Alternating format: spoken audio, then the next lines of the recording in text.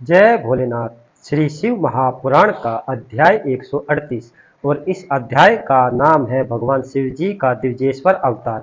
तो वीडियो को शुरू करते हैं। बरदायु नाम का एक राजा था और वह भगवान शिव जी का भक्त था और भगवान शिव जी ने उसके लिए दिव्येश्वर नाम से अवतार लिया था। और इस कथा को आप ध्यानपूर्वक सुनिए।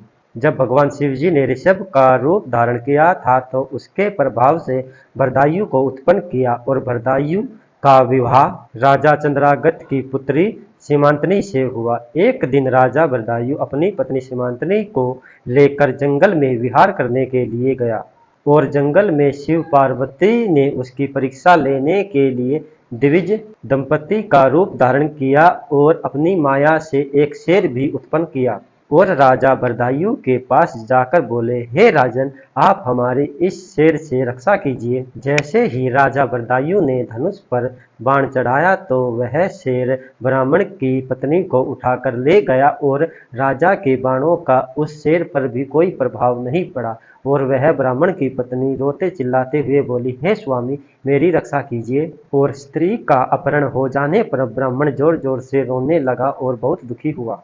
तब ब्राह्मण बोला, हे राजन, तुम्हारे पराक्रम का क्या लाभ जो तुम अपनी प्रजा की रक्षा भी नहीं कर सकते।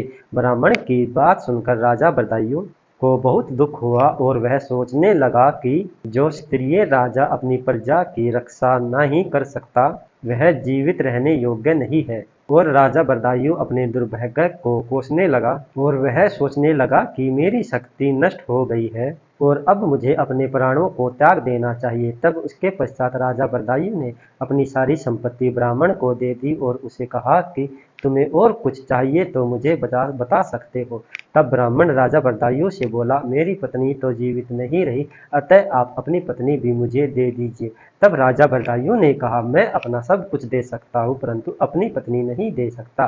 पराई स्त्री का सेवन करना तो महापाप होता है और इसका पश्चाताप भी नहीं हो सकता। राजा की बात सुनकर द्विज रूपी भगवान शिव जी पुनः अपने असली रूप में प्रकट हुए और वह राजा से बोले, मैं तुम्हारी भक्ति से अति प्रसन्न हूँ और मैं और पार्वती तुम्हारी परीक्षा लेने के लिए आए थे।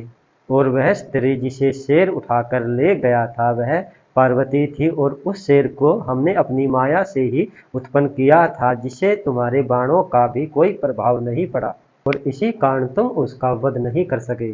और तुम्हारे धैर्य की परीक्षा लेने के लिए ही मैंने तुमसे तुम्हारी पत्नी मांगी थी। तब भगवान शिव जी की बात सुनकर राजा बरदायु चरणों में गिरकर उनकी स्तुति करने लगा। तब भगवान शिव जी ने प्रसन्न होकर उसे वर मांगने के लिए कहा।